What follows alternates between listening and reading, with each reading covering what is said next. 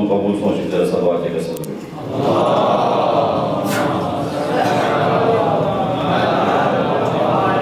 اعوذ باللہ من الشیطان اللعین الرجیم بسم اللہ الرحمن الرحیم الحمد للہ الذی خلق السماوات والارض وجعل الظلمات والنور ثم الذین کفروا بربهم يعدلون لا نشرك بالله شيئا ولا نتخذ من دونه وليا والحمد لله الذي له ما في السماوات وما في الأرض وله الحمد في الآخرة وهو الحكيم الخبير يعلم ما يلج في الأرض وما يخرج منها وما ينزل من السماء وما يعرج فيها وهو الرحيم الغفور كذلك الله لا إله إلا هو إليه المصير والحمد لله الذي يمسك السماء أن تقع على الأرض إلا بإذنه إن الله بالناس لرؤوف رحيم اللهم ارحمنا برحمتك وارحمنا بمغفرتك إنك أنت العلي الكبير والحمد لله الذي لا مقنوط من رحمته ولا مخلوق من نعمته ولا ميأس من روحه ولا مستنكف عن عبادته بكلمته قامت السماوات السبع واستقرت الأرض المهاد وثبتت الجبال الرواسي وجرت الرياح اللواقح وصار في جو السماء السحاب وقامت على حدودها البحار وهو إله لها وقاهر يذل له المتعززون ويتضاءل له المتكبرون ويدين له طوعا وكرها العالمون نحمده كما حمد نفسه وكما هو أهله ونستعين ونستغفره ونستهديه ونشهد أن لا إله إلا الله وحده لا شريك له بر محمد وآل محمد صلوات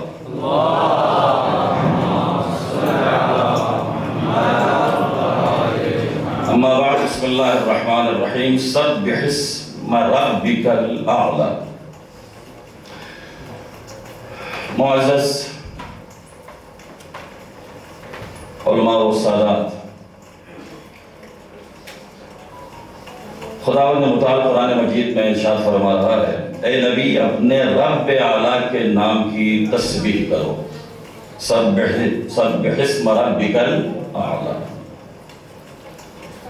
تسبیح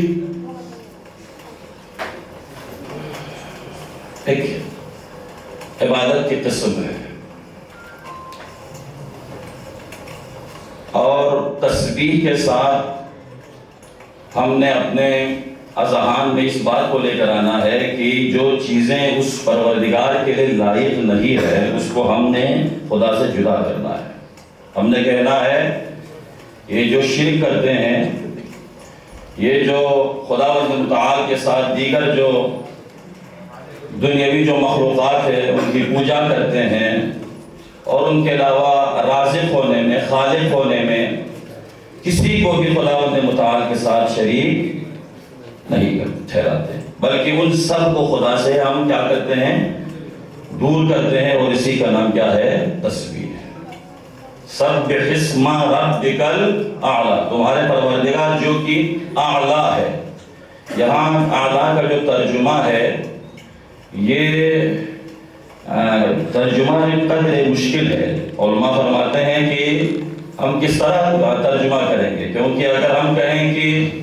سب سے مخلوقات سب سے آپ بلند ہیں یہ تو پھر مخلوق کے ساتھ موازنہ ہو جائے گا یہ خالق کے لیے مناسب نہیں ہے لہذا یہاں پر یہ کہیں گے کہ یہاں اعلیٰ سے مراد یہ ہے کہ انسان جو ہے عاجز ہے انسان جو ہے اس پروردگار کے توصیف بیان کرنے سے انسان کیا ہے عاجز ہے اس قدر وہ پروردگار کیا ہے بلند ہے سبح اسم ربک الاعلیٰ الذی خلق فسوى جس نے پیدا کیا اور توازن کو کیا کر دیا قائم کر دیا خالق کون ہے وہ خداوند متعال ہے اگرچہ آج کی اس دنیا میں اگر ہم دیکھیں تو بہت سارے ایسے لوگ آپ کو ملیں گے جو کہیں گے کہ اگر ان سے پوچھیں کہ آپ کے ہاں اولاد نہیں ہے ہاں جی نہیں بعد میں ان کے ہاں اولاد ہو جاتی ہے تو وہ کہتے ہیں ہاں آپ کی طرف اولاد آ گئی آپ کو اولاد خدا نے عطا فرمائی ہاں فلاں اس ڈاکٹر نے دوائی دی اور مجھے یا فلاں اس حکیم سے میں نے دوائی لی تھی، یا فلاں اس عامل سے میں نے تعویذ لی تھی تو اس نے مجھے، یعنی بلکہ ہمارے علاقے میں تو ایسے بھی افراد پائے جاتے ہیں وہ کہتے ہیں کہ آپ مجھ سے تعویذ لے لو میں تمہیں دیتا ہوں اولاد میں.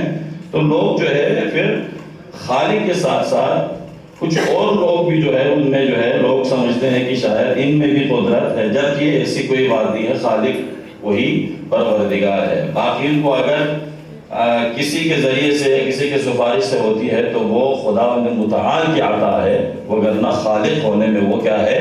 یکتا ہے. صلوات پڑھیں محمد آل محمد کی ذات میں.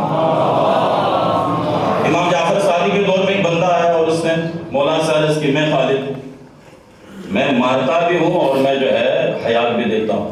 وہ کس طرح؟ وہ اس طرح میں ایک مرغی لے آئے اور اس نے اس کو کاٹ کر جو ہے مار دیا اسے. تو کہا دیکھو میں نے اس کو موت دیا. اچھا پھر زندگی دو اس کو. تو اس نے کیا کیا؟ اس کو ٹکڑوں میں تقسیم کیا اور قارورہ جو ہے شیشے میں ڈال کر اس کو بند کر دیا. اس کا چند دنوں کے بعد جو ہے اس میں جو ہے میں جو خالق ہوں میرے جو ہے پیداوار اس میں نظر آئیں گے. اچھا چند دنوں کے بعد حتماً جب وہ گوشت اندر سڑ گئے تو کیڑے لگ گئے. تو اس نے کہا دیکھو یہ جو کیڑے ہیں اس کا خالق میں ہوں، میں نے یہ گوشت اندر ڈالا، میں نے اس کو کاٹا، میں نے اس قارورے میں ڈالا، اب اس کا خالق میں ہوں. تو امام نے فرمایا ٹھیک ہے تم خالق ہو؟ جی میں خالق ہوں. تو بتاؤ اس میں کتنے نر ہے کتنے جو ہے؟ تو اس نے کہا یہ تو میں نہیں جان سکتا. چلو تعداد بتاؤ اس میں کتنی تعداد ہے. نہ وہ تعداد بتا سکا اور نہ ہی وہ نر اور مادے کا بتا سکا. تو امام نے فرمایا میں بتا سکتا ہوں اس میں کتنے نر اور کتنے مادے. اور اسی طرح امیر المومنین کہیں جا رہے تھے تو کسی میدان میں دیکھا وہاں چوٹیوں سے وہ میدان جو ہے وہ قریب ہوئی. تو ساتھ میں جو بندہ تھا اس نے کہا سبحان اللہ المحصی. اس نے تسبیح کہنا شروع کر دیا. خداوند متعال کی تو یعنی اس پروردگار کے ہاں علم ہے کہ کتنی چونٹیاں جو ہے اس میدان میں. تو مولا نے فرمایا اے بندے خدا یہ مت کہو بلکہ کہو بابرکت ہے وہ ذات جس نے ان چونٹیوں کو پیدا کیا ہے. کیوں مولا ان کی تعداد کوئی اور بھی ہے جو جانتے ہوں؟ مولا فرمایا میں جانتا ہوں. فقط تعداد نہیں اگر میں چاہوں تو میں اس قدر بھی بتا سکتا ہوں اس میں کتنے نر اور کتنے مادے ہیں. صلوات پڑھیں محمد آل محمد کی ذات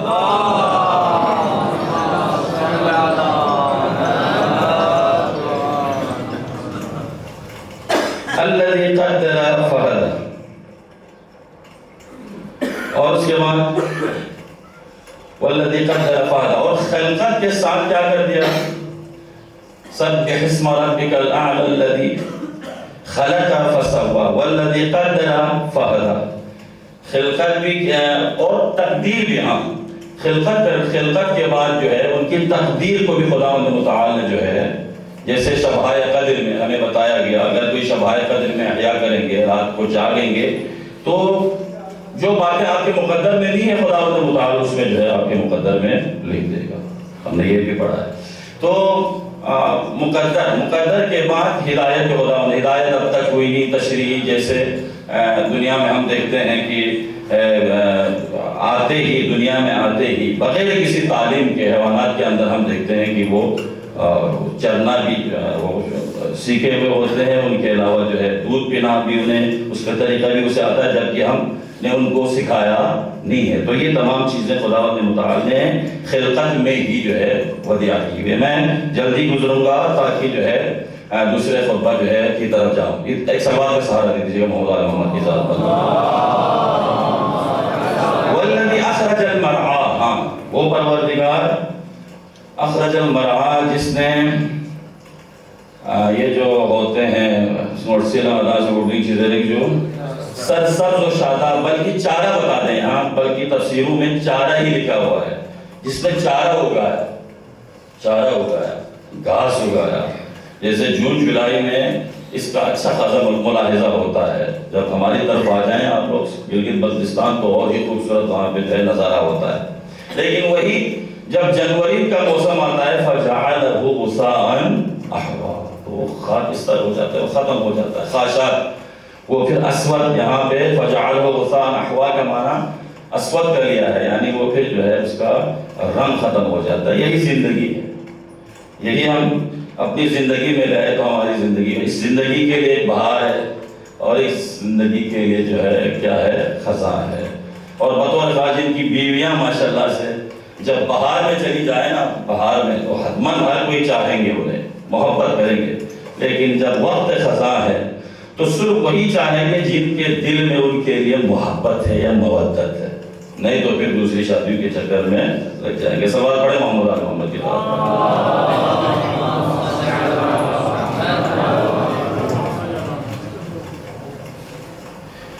اور اس کے بعد فرمایا سنقرئک فلا تنسیٰ, آپ کو ایسے پڑھائیں گے پھر آپ کبھی بھولیں گے نہیں. اور یہاں الا ماشاء اللہ, ہاں مگر یہ کہ اللہ چاہے, انہ یعلم الجہر وما یخفی. یہاں ان کی جو تفسیر ہے سنین کی تفسیر ہے اس میں وہ لوگ بتاتے ہیں کہ پیغمبر بھول جاتے تھے, رات میں وہی آئی تو صبح بھول جاتے تھے, اس لیے خدا نے فرمایا اب آپ نہیں بھولیں گے. لیکن ہم کہتے ہیں نہیں, ایسا کبھی ہوا نہیں ہے, بلکہ پیغمبر کبھی بھولے نہیں ہے, بلکہ یہ ہمیشہ جو کچھ پیغمبر کو بتایا گیا پیغمبر کے ذہن میں وہ بات ہمیشہ سے رہی ہے. لیکن یہاں پہ کیوں کہا گیا؟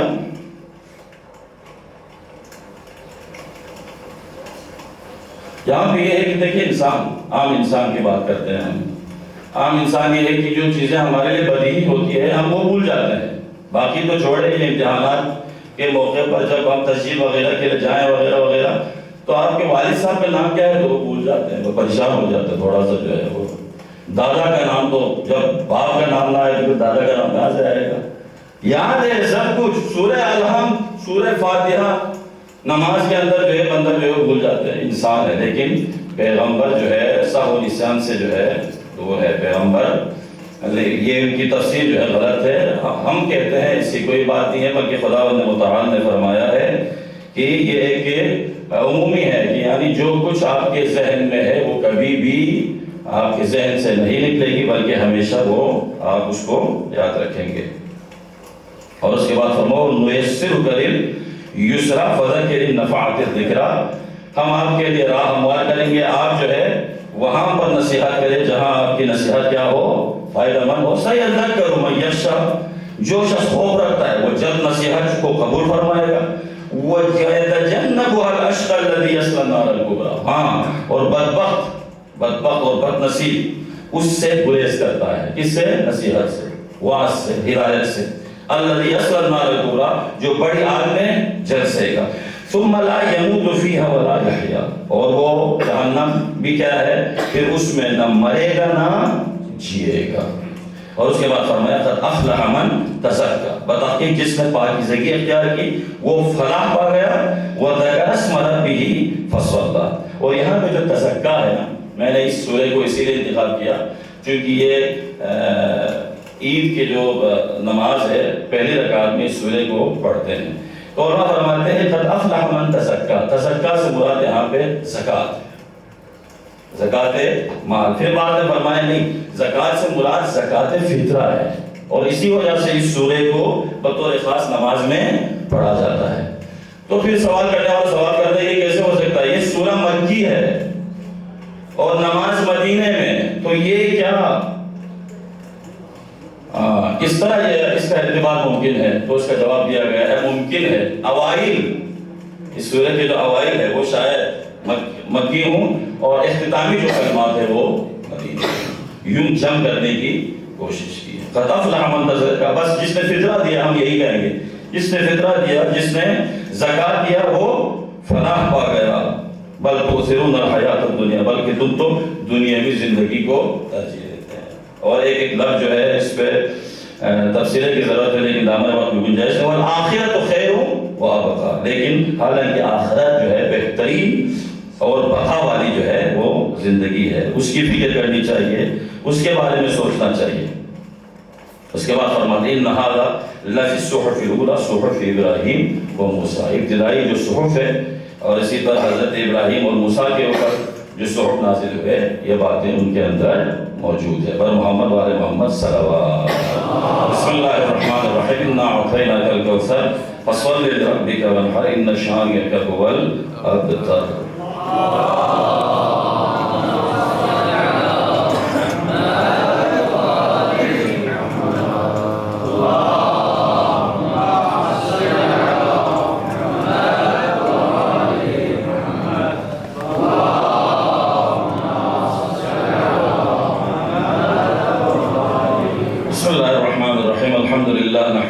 ونستعين ونؤمن به ونتوكل عليه ونشهد أن لا إله إلا الله وحده لا شريك له وأن محمدا عبده ورسوله صلوات الله وسلامه عليه وآله ومغفرته ورضوانه. اللهم صل على محمد عبدك ورسولك ونبيك صلاة نامية زاكية ترفع بها درجته وتبين بها فضله. وصل على محمد وعلى محمد وبارك على محمد وعلى محمد كما صليت وباركت وترحمت على إبراهيم وآل إبراهيم إنك حميد مجيد.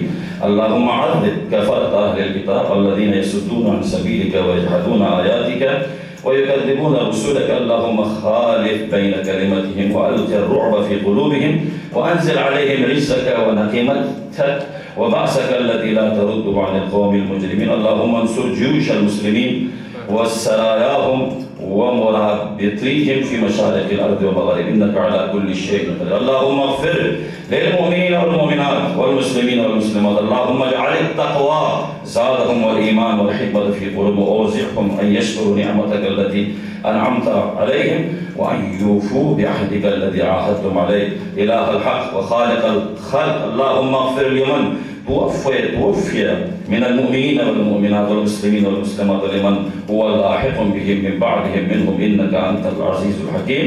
إن الله يأمر بالعدل والإحسان وإيتاء ذي القربى وينهى عن الفحشاء والمنكر والبغي يعظكم لعلكم تذكرون. اذكروا الله يذكركم فإنه ذاكر لمن ذكر. واسألوا الله من رحمته وفضله فإنه لا يخيب عليه داع دعاه. ربنا آتنا في الدنيا حسنة وفي الآخرة حسنة وقنا عذاب النار. محمد وعلى محمد صلوات.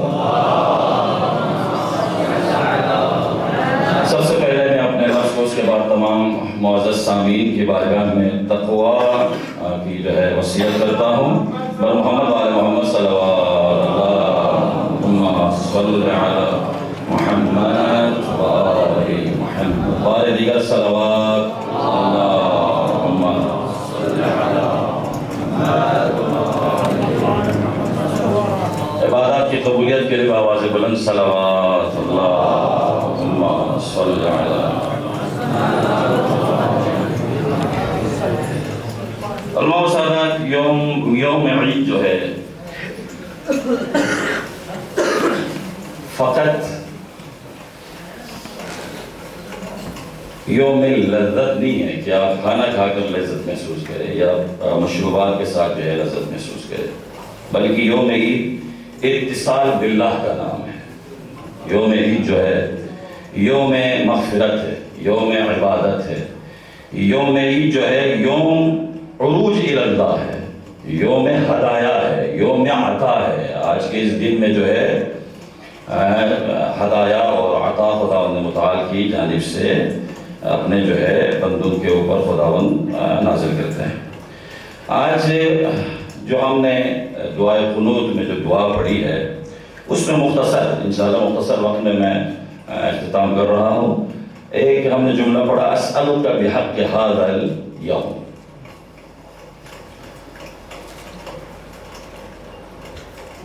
الذی جعلت للمسلمین عیدا. یہ عید کب ہے مسلمان کے لیے؟ یہ عید کب ہے؟ یہ تھی بس ایک سوال ہے. آج کا جو دن ہے مسلمانوں کے لیے کب ہے؟ یہ عید کب ہے؟ فرماتے ہیں یہ عید جو ہے یہ اختبار کے بعد، امتحان کے بعد اگر کامیاب ہے تو ان کے لیے عید ہے، اگر کامیاب نہیں ہے تو پھر حسرت ہے. آج کے دن جو ہے، آج کا دن ماشاءاللہ سے آپ نمازی ہے، آپ صائمین ہیں، آپ نے روزے رکھے، آپ نے نمازیں پڑھی، آپ نے افطاریاں دی، آپ نے عبادت کی، آپ نے ماہ مبارک رمضان میں جو ہے کتنی عبادات کی ہیں.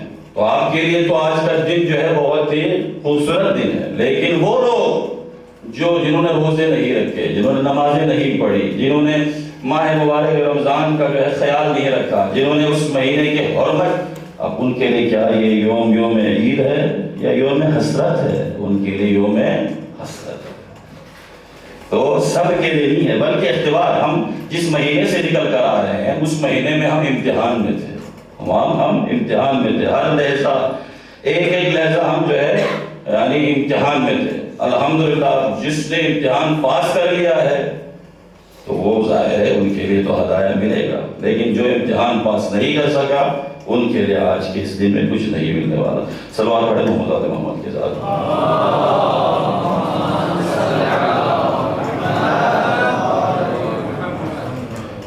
اور اس کے بعد فرمایا ولی محمد صلی اللہ علیہ وآلہ. آج پتہ چلا کہ آج کا جو دن ہے یہ یوم محمد صلی اللہ علیہ وآلہ وسلم.